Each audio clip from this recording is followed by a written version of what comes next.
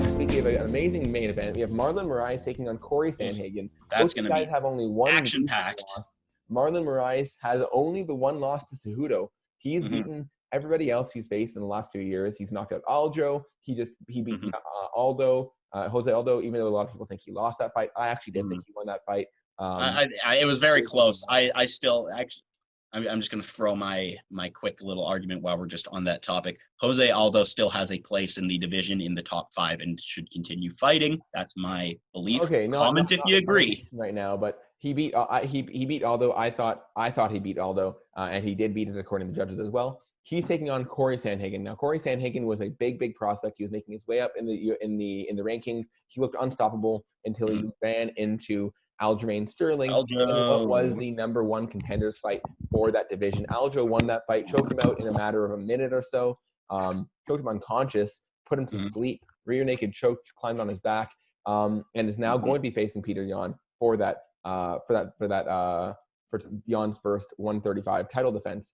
So this fight right here, in my opinion, is actually potentially still a number 1 contenders bout. When you have Marlon, who's only actually lost to the champion Cejudo, or the former champion Cejudo, that's what a fight Cory, that was. He has only 1 loss. I don't see a reason why you don't see Marlon and Cory being the winner of this fight, being the next title challenger for Peter Yan or Aljamain Sterling. Yeah, it's got to happen after that Aljo Yan fight. If Aljo loses, if Yan wins, I think you put Cory in there. If Aljo wins, it's a lot more open because Cory has just lost to Aljo. So you could potentially have to give Cory another fight if Aljo wins. But if Yan wins, I think if Yan and Cory win, I think that's the next fight. Yan is a fighter that I wonder about his longevity and title defenses. I think of all the fighters that I see right now, just based on the killers that are in the top 5 of that division, I give him the least likely chance of defending. Like I think that Aljo is going to beat him. I'm very confident in that. I'm very interested in this fight as to who the next contender will be. But yeah, I think Aljo will win, so that'll bring up some questions for Sandhagen should he win this fight. I mean, I think I agree with you that Yan has probably the toughest competition, or has the toughest top 5 competition in most of the divisions, and is the least far ahead, though he is insanely skilled as a fighter.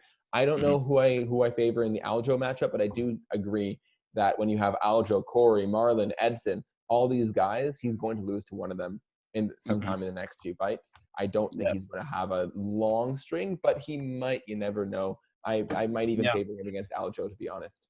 Really? Well, that'll be one to look out for. So let's talk about this fight. Who do you favor in this Cory and Marlon fight? I mean, Cory has got some good movement. I think that because it's a 5-round fight, I'm going to say Cory for sure. Yeah, for sure. 3-rounder, I'd say Marlon. I think Cory is going to be able to put to tire Marlon out.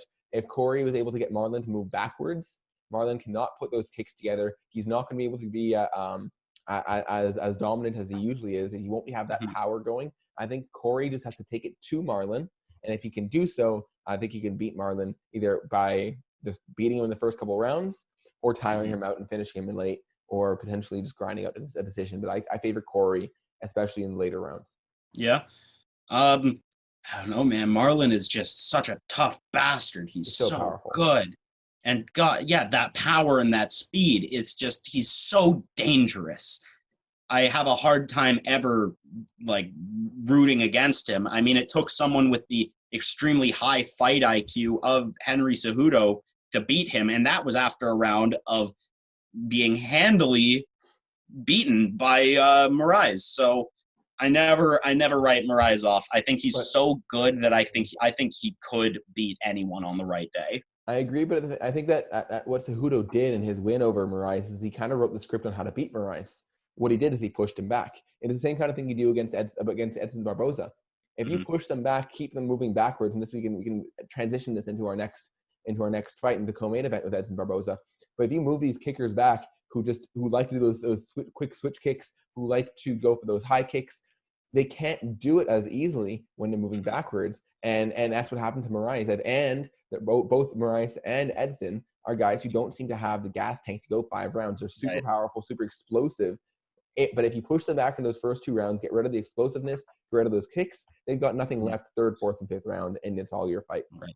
Well, I think that the story of this fight will go. I think that this fight is very much, it's very much relying on who pushes their way forward first, who makes the first move, and who can start pouring on the pressure the quickest.